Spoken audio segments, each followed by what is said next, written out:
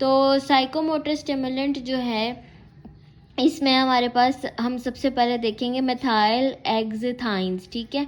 Methyl एक्जिथाइंस basically हमारे पास caffeine, उसके बाद है थायोफिलीन और थायोब्रोमाइन, ये 3 चीज़ें हैं। ये 3 जो ड्रग्स हैं ना, ये हमारे पास इसमें आएंगे, ठीक है। अब हम देख लेते हैं। थायोफिलीन जो है हमें टी से मिलता है, थायोब्रोमीन हमें मिलता है कोका से, और कैफीन हमें मिलती है एक तो कॉफ़ी से मिलती है, चाय से मिलती है, कॉफ़ी में एक्सप्रेसो, कोल्ड ड्रिंक्स से मिलती है, एनर्जी ड्रिंक्स, चॉकलेट, कैंडी और कोका, ठीक है। इसके बाद हम इसका मैकेनिज़्म एक बेसिकली थोड़ा सा देख लेते हैं कि इसमें ट्रांसकुलेशन होती है एक्स्ट्रा सेलुलर कैल्शियम की, इंक्रीज़ होता है साइक्लिक एडिनोसिन मोनोफॉस्फेट और साइक्लिक गुआनोसिन मोनोफॉस्फेट, और ये किससे होता है, इनहेबिटिंग ऑफ फॉस्फो डाइट ईस्टरेज और ब्लॉकेज ऑफ एडिनोसिन रिसेप्टर्स, ठीक है। ये 3 चीज़ें हमारे पास इंक्रीज ऐसे होती हैं, इनहेबिटेशन ऑफ फॉस्फोडाइट एस्टरेज और ब्लॉकेज होती है एडिनोसिन रिसेप्टर्स की। देन हम इसके एक्शन पे आ जाते हैं। तो हम इसके डिफरेंट सिस्टम्स पे देखेंगे। सबसे पहले सीनस में देख लेते हैं कि 1 से 2 कप ऑफ कॉफ़ी में हमारे पास 100 to 200 mg होती है कैफ़ीन, जो कि रिड्यूस करती है फटीग को और इंक्रीज़ करती है मेंटल अलर्टनेस को, और ये क्या है, रिजल्ट करती है स्टिमुलेशन ऑफ कॉर्टेक्स और दूसरे एरियाज के को ब्रेन के। अगर हम 1.5 of caffeine 1.5 gram of caffeine जो कि 12 से 15 कप है इनटेक कर लेते हैं, तो ये क्या करती है, एंजाइटी और ट्रेमर्स कॉज करती है। ये साइड इफेक्ट है इसका। और स्पाइनल कॉर्ड स्टिमुलेशन जो है वो वेरी हाई डोज पे जाके होती है, 2 to 5 ग्राम ऑफ कैफीन पे, और टॉलरेंस जो है बॉडी इसकी डेवलप करने लग जाती है। लेकिन अगर हम रैपिडली इसको विड्रॉल करते हैं सडनली, तो feeling of fatigue and sedation cause होती है।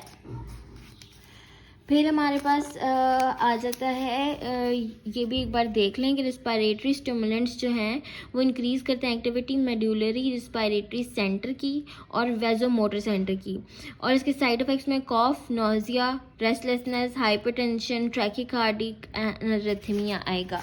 देन हमारे पास आ जाता है इसका कार्डियोवैस्कुलर सिस्टम पे अफेक्ट।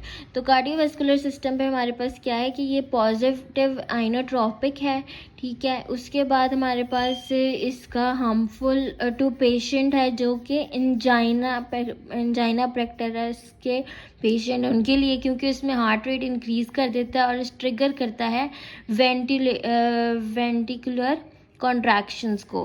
डायटोराइटिक्स में मिल्ड डायटोराइटिक एक्शन है इसका, इंक्रीज करता है urinary output of sodium chloride and potassium.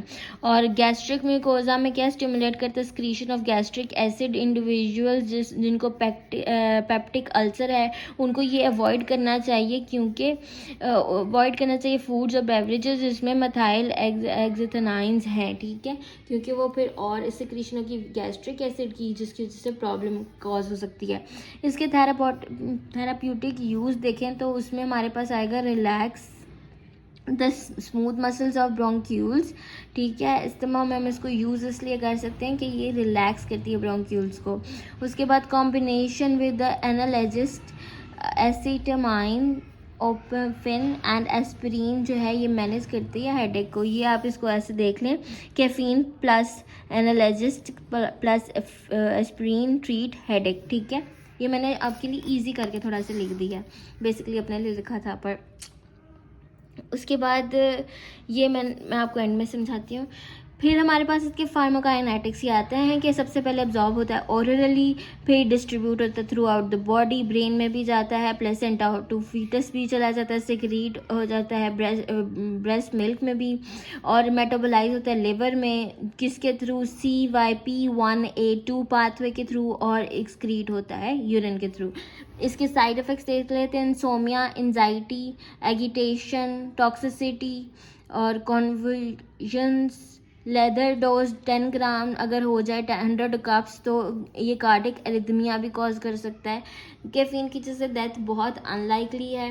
और इरिटेबिलिटी, हेडेक, और जो यूज़र्स इसको कॉन्स्टेंटली यूज़ करते हैं 600 mg डेली और वो सडनली स्टॉप करते हैं, तो उनको प्रॉब्लम्स हो सकती हैं।